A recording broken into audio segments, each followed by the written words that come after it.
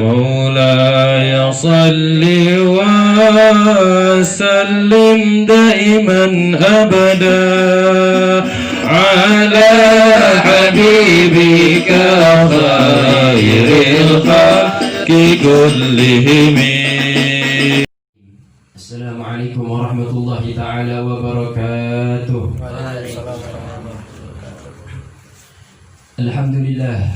الحمد لله الذي يخلق ما يشاء ويختار. أحمده سبحانه العزيز الواحد الغفار. أشهد أن لا إله إلا الله وحده لا شريك له، وأشهد أن سيدنا محمدا إمام المتقين وقدوة الأبرار.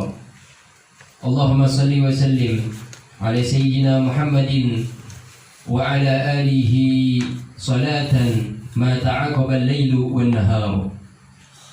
أما بعد، فقل رب اشرح لي صدري ويسر لي أمري واحلل عقدة من لساني يفقهوا قولي. سبحانك لا علم لنا إلا ما علمتنا إنك أنت العليم الحكيم. اللهم إنا نسألك الفتوح والمنوح والرسوح وتوبة النصوح وصلاح الجسد والروح. اللهم أخرجنا من ظلمات الوهم واكرمنا بنور الفهم وافتح علينا بمعرفة العلم وحسن أخلاقنا بالحلم وسهل لنا أبواب فضلك وانصر علينا من خزائن برحمتك يا أرحم الراحمين. نويت التعلم والتعليم والتذكر والتذكير والنفع والاندفاع والحث على التمسك بكتاب الله وسنة رسول الله وداعي إلى الهدى والدلالة على الخير ابتغاء مرضات الله وثوابه وقربه من الله تعالى. نوينا ما نوى به السلف الصالح، نوينا ما أحاط به علم الله تعالى من صالح النيات.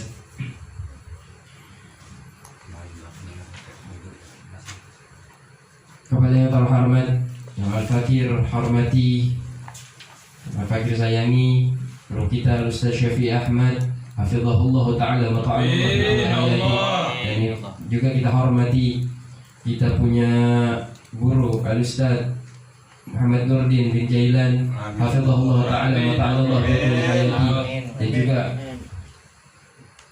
kita punya zuriyah daripada baginda Nabi kita Muhammad sallallahu alaihi wasallam, daripada keturunan darah murni Nabi kita Muhammad sallallahu alaihi wasallam, Al-Habib Muhammad bin Sufyan bin Husain Az-Zahir, hafizahullah ta'ala wa ta'ala bi hayati. Semoga berkat daripada keturunan Nabi kita Muhammad sallallahu alaihi wasallam Allah Subhanahu wa taala turunkan keberkahan di tempat ini. Allah Subhanahu wa taala turunkan rahmat di tempat ini. Allah Subhanahu wa taala turunkan ampunan di tempat ini, dan kita tidak ada keluar dari tempat ini melainkan segala dosa-dosa kita diampuni oleh Allah Subhanahu wa taala. Dan semoga Allah Subhanahu wa taala senantiasa memanjangkan umur kita dalam keadaan sehat, taat beribadah kepada Allah Subhanahu wa taala. Allah Subhanahu wa taala senantiasa menjadikan kita sebagai hamba-hamba yang selalu bersyukur kepada Allah Subhanahu wa taala, sebagai hamba-hamba yang selalu sabar ketika menerima bala musibah, ketika sabar ketika menerima ujian, senantiasa diberikan kesabaran oleh Allah Subhanahu wa taala. Allah Subhanahu wa taala senantiasa memberikan kita sebagai hamba-hamba yang selalu beristiqamah di jalan kebaikan ya Allah Subhanahu wa taala. Amin amin ya rabbal alamin. Alhamdulillah, puja serta puji syukur kita kehadirat Allah Subhanahu wa taala.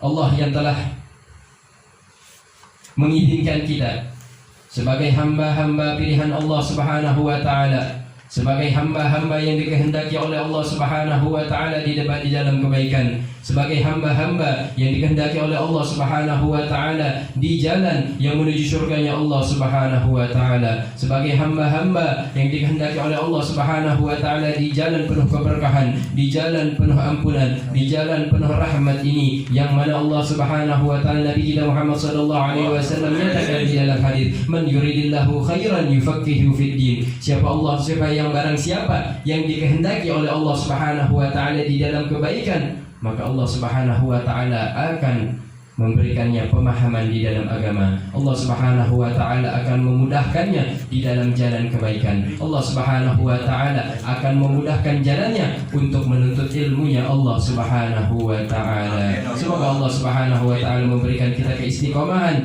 di jalan ilmunya Allah Subhanahu wa taala, dan Allah Subhanahu wa taala senantiasa menambahkan ilmunya, ilmu yang bermanfaat bagi kita, bagi diri kita, bagi tetangga kita, bagi sahabat kita, dan bagi pengikut Nabi kita Muhammad sallallahu alaihi wasallam ila yaumil qiyamah. Kita sampai pembahasan apa di matan mabadinya kemarin, furudul wudu, sekarang maniyatul wudu. Ya, maniyatul wudu, kemudian halaman 5 maniyatul wudu. Ya, halaman 5 maniyatul wudu. Sampai kita pembahasan kemarin sudah selesai daripada furudul wudu ataupun arkanul wudu, yang wajib-wajib di dalam berwudu. Lanjut ke pembahasan yaitu maniyatul wudu. Apa niat berwudu? Ini juga sudah kita bahas di dalam bab niat ya. Jadi langsung kita lewat karena sudah kita bahas kemarin di bab niat, semuanya sudah terpaparkan. Maniyatul wudu, apa niat wudu? Hiya nawaitu raf'al hadatsil asghar, yaitu niatnya apa? Nawaitu raf'al hadatsil asghar fardhan lillahi ta'ala. Nawaitul wudu juga cukup, nawaitul wudu. Tetapi sempurnanya nawaitu raf'al hadatsil asghar fardhan lillahi ta'ala. Lanjut, kemarin sudah dijelaskan ya bagaimana niat ketika yang punya penyakit salisil baul, niat bagaimana untuk orang yang salim, yang selamat daripada salisil baul. Kemarin semuanya sudah dijelaskan ya kan, semuanya terpaparkan masing-masing daripada kategori orangnya. Lanjut, mal hadatsul asghar, apa yang dimaksud hadas kecil itu? Apa sih yang dimaksud hadas kecil? Wudu kan gunanya untuk mengangkat daripada hadas kecil. Sedangkan hadas kecil itu apa? Mal hadatsul asghar, apa hadas kecil itu? Huwa kullu ma yubtil wudu, yaitu segala hal yang membatalkan wudu.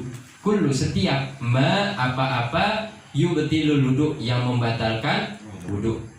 Kullu, setiap, ma apa-apa, yubtilul wudu, yang membatalkan wudu. Itu arti perkatanya. Yang namanya hadas asghar apa? Segala apapun yang membatalkan wudu itu disebut hadas asghar. Kencing membatalkan wudu berarti kencing hadas asghar, hadas kecil. Tidur membatalkan wudu berarti tidur hadas kecil. Dan semua nanti dijelaskan apa-apa saja yang membatalkan wudu. Berarti itu termasuk daripada kategori hadas asghar. Sedangkan hadas itu sendiri apa? Hadas itu sendiri apa? Apa sih? Ada yang namanya hadas, ada yang namanya najis. Apa sih hadas? Yaitu amrun i'tibariyun yamna'u sihatas shalah haitsu la murakhis. Yang namanya hadas apa? Amrun, sebuah perkara, i'tibariyun, perkara yang i'tibari, yang ibarat saja. Perkara yang bentuknya itu hanya ibarat saja. Apa sih yang perkara yang dimaksud dengan perkara yang kategorinya adalah perkara berbentuk ibarat saja? Yaitu yang tidak bisa dirasakan oleh panca indera. Itu namanya amrun i'tibari. Tidak bisa dirasakan oleh mata, tidak bisa dirasakan oleh telinga, tidak bisa dirasakan oleh lidah, dan tidak bisa dirasakan oleh kulit. Itu namanya amrun i'tibari. Makanya kita nggak bisa membedakan antara orang yang punya hadas sama orang yang tidak punya hadas. Siapa yang di sini masih punya wudu? Insyaallah ana masih. Ada yang sudah batal wudunya? Udah. Ada yang punya hadas? Misalkan ada si A sama si B, yang satu sudah wudu, yang satu lagi belum wudu. Yang satu nggak punya hadas, yang satu punya hadas. Bisa dibedakan nggak? Ya. Apakah di jidatnya ada tanda di sini hijau? Yang punya hadas pantatnya hijau, misalkan. Ternyata cepirit bening. Cepirit bening, pantatnya hijau. Yang nggak punya hadas bersih, misalkan jidat, nggak bisa dibedakan. Karena yang namanya hadas itu amrun i'tibari, perkara yang tidak kasat mata, tidak bisa dilihat oleh mata, tidak bisa didengar oleh telinga, tidak bisa dirasakan oleh kulit. Itu namanya amrun i'tibari. Tetapi amrun i'tibari yang sifatnya apa? Yamna'u sihatas shalah, yang mana perkara tersebut mencegah daripada sahnya sholat. Hadas, perkara yang tidak bisa dirasakan oleh panca indera, dan tidak yang mana perkara tersebut mencegah sahnya sholat. Kencing termasuk daripada hadas, tidak bisa terlihat hadasnya tersebut dan mencegah daripada sahnya sholat. Haitsulah murakhis, sekiranya tidak ada rukhsah, dia mencegah sahnya sholat sekiranya tidak ada rukhsah, tidak ada kompensasi, keringanan. Berbeda kalau misalnya mencegah sahnya sholat tetapi dalam keadaan rukhsah. Contohnya apa? Salisil bol yang anunya udah dol, yang kelepnya udah dol, yang keluar netes air kencing terus. Sedangkan apa? Dia daimul hadas, dalam keadaan hadas terus. Dia wudu, terangkat gak? Hadasnya terangkat gak? Enggak. Hadasnya tidak terangkat. Tetapi itu tetap dinamakan hadas. Walaupun karena apa? Wudunya dia tidak yamna sihatas sholat. Wudunya dia apa? Tidak mencegah daripada sahnya sholat. Wudunya dia dia sholat tetap sah. Tetapi apa? Dengan ketentuan-ketentuan yang kemarin sudah dijelaskan. Bagaimana wudu daripada salisul bol. Kemudian baca selanjutnya apa? Mayub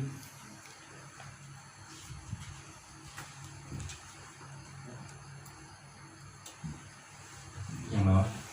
Maladi yubtilul wudu.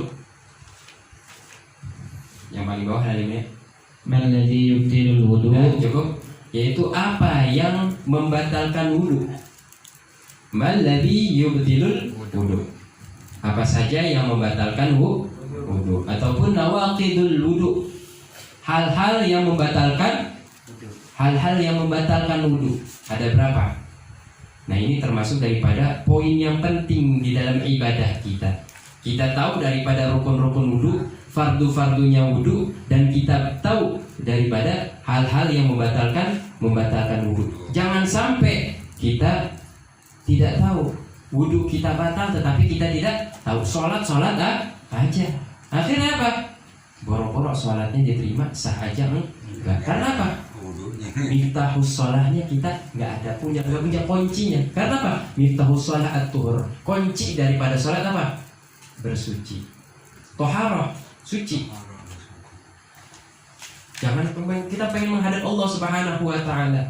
Salat menghadap Allah Subhanahu wa taala 100% di situ kita mengaplikasikan kehambaan kita kepada Allah Subhanahu wa taala. Di dalam apa? Di dalam salat.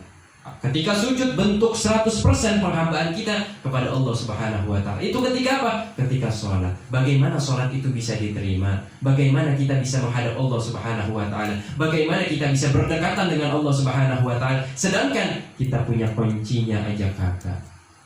Kita pengen masuk pintu terkunci, harus kita punya kuncinya. Bagaimana kita bisa tembus gerbang tersebut ingin menghadap Allah sedangkan kuncinya kita nggak punya. Wudu kita batal, kita nggak tahu. Kita nggak punya kuncinya. Makanya termasuk daripada poin yang penting kita mengetahui daripada hal-hal yang membatalkan wudu. Ada berapa di situ? Ada 4 ya. Arba'atun. Wahia ada berapa di situ? Di situ ada khamsah. Ada 5. Karena di berbagai kitab ada yang 4, ada yang 5. Tapi karena kita belajarnya mabadi fikih, itu semuanya ada 5. An-naqidul awal, kita bahas satu saja. Malam ini kita bahas satu. Tapi insya Allah 1-2 jam tadi. Bermanfaat. Satu-satu saja, nggak sekaligus. Iya. Kan kalau misalnya pulang dari sini, dia ingatnya 1, batal wudu 1 dulu. Amal itu 1 dulu, tapi 1 lagi. Besok datang lagi, tambah lagi 3. Besok datang lagi, insya Allah sempurna 5. Akhirnya apa? Nempel di kitab di otak enggak? Ya. Di luar kepala. Insya Allah nempel di kepala. An-naqidul awal al-khariju min ahadis sabilain, yaitu yang membatalkan yang pertama apa? Keluar daripada salah satu dua lubang. Lubang depan sama lubang belakang. Tahu kan lubang depan sama lubang belakang? Min kubulin, daripada kubul. Kubul itu yang depan. Au duburin, ataupun belakang. Lubang depan sama lubang belakang. Rihun au ghairuhu, itu bentuknya angin ataupun bukan. Bentuknya angin ataupun gas, ataupun karbon dioksida, ataupun apa? Lactobacillus protectus keluar dari lubang depan ataupun belakang, membatalkan wudu. Nadiran kana amla, baik keluarnya itu jarang ataupun enggak. Biasanya yang keluar warnanya apa? Biasanya yang keluar warnanya apa? Hah? Hijau. Kuning Kering. hijauan. Kering. Kuning. Baik yang keluarnya bentuknya itu ataupun yang jarang. Contohnya apa? Kadam, keluarnya darah. Kalau misalkan kita pupnya itu darah, membatalkan wudhu. Misalkan kita buang air kecil, buang air kecilnya itu darah, kan jarang. Jarang, perkara yang jarang, tetapi tetap membatalkan wudhu. Contohnya apa lagi? Wal hasa, keluarnya kayu misalkan. Ataupun Macul. Lain daripada itu. iya. Keluar apa lagi BAB, keluarnya apa? Paku. Mana pakunya? Paku bumi. Gede banget. Gimana? Batal wudhu gak? Batal. Habis makan paku misal di santet, isi ada paku, semen, kawat, rantai, keluar semua tuh. Misalkan apa? Batal. Gimana hukumnya? Batal. Walaupun keluarnya kayu ataupun paku dan selain itu, pokoknya apa aja yang keluar dari lubang depan, lubang belakang, membatalkan wudhu. Tahiran kana amla, suci ataupun enggak. Yang biasa kita keluaran suci apa najis? Najis. Contohnya yang keluar suci apa? Ulat. Cacing kermi tahu? Cacing. Yang bikin gatal? Iya, Tahu benar. cacing kermi? Bisa tuh. Yang dikeluarinnya pakai pentol korek? Iya benar. Kadang-kadang dulu anak kecil ya Sat ya. Iya benar. Kalau ngelapor mamanya, "Mak, kermi, nonggeng." Ambil korek, pentol korek. Yang ketawa kencang kayaknya pernah itu.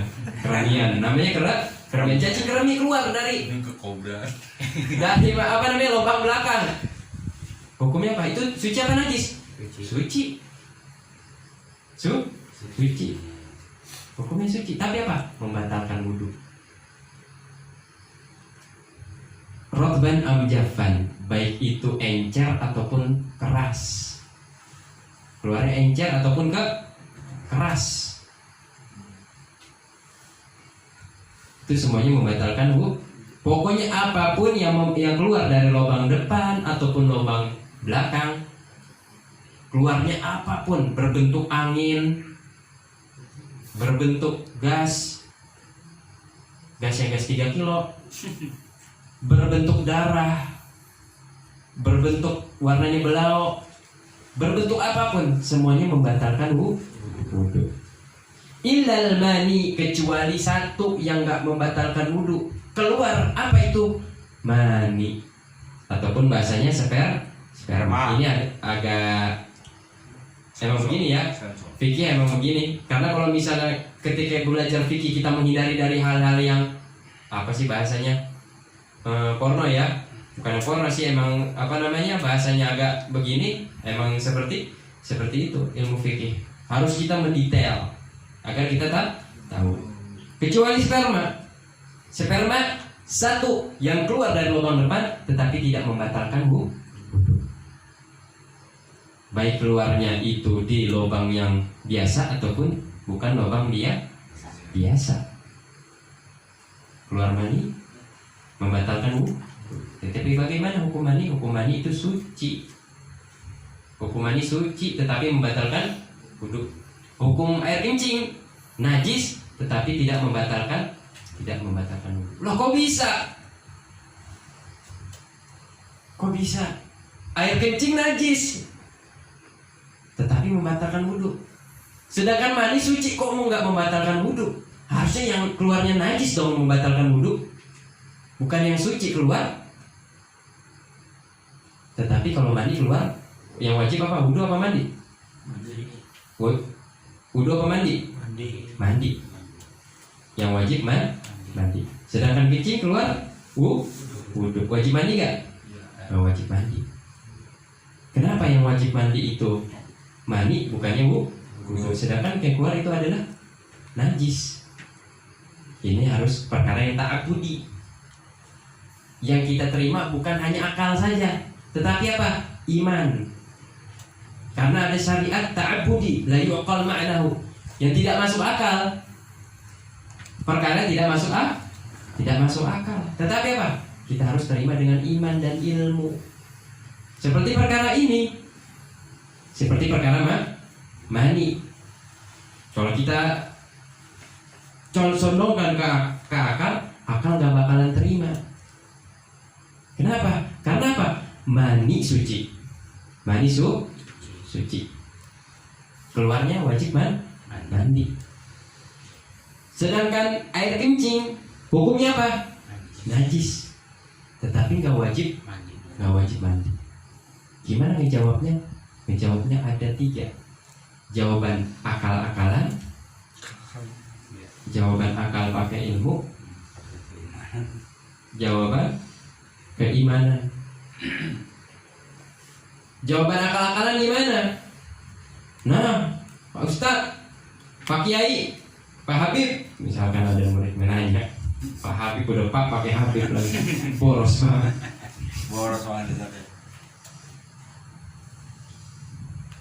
Kan mani suci, kenapa dia wajib mandi? Sedangkan air kencing najis, kok nggak wajib mandi? Harusnya apa? Yang keluar najis itu wajib mandi. Coba ente bayangin, kalau misalnya kencing itu setiap kencing wajib mandi. Berapa kali mandi ya? Setiap kencing mandi. Setiap sekali sehari berapa kali kencing? 10 kali. 10 kali mandi setiap hari. Seminggu jadi mujair. Kebanyakan kena air. Itu kalau ini rumah. Kebanyakan kena Kalau ini rumah. itu jawab akal-akalan. Jawab akal-akalan itu. Jawabnya akalan.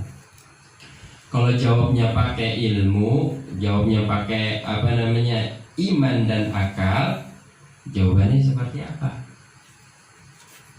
Kita lihat. Mani ketika kencing, ketika kencing keluar tenaga apa enggak? Ketika kencing keluar tenaga apa enggak? Dikit. Hah? Dikit. Ada yang kencing ngos-ngosan? Habis kencing ngos-ngosan ada? Muhammad kencing batu. Enggak ada. Nah, kencing batu iya. Tetapi apa? Ketika keluar mani rasanya apa? Capek. Yang rasanya nggak tahu. Ngerti aja. Anak muda. Capek. Anak muda ketawain depan lo. Belum tahu nggak Belum tahu dia. Keluar mani itu capek.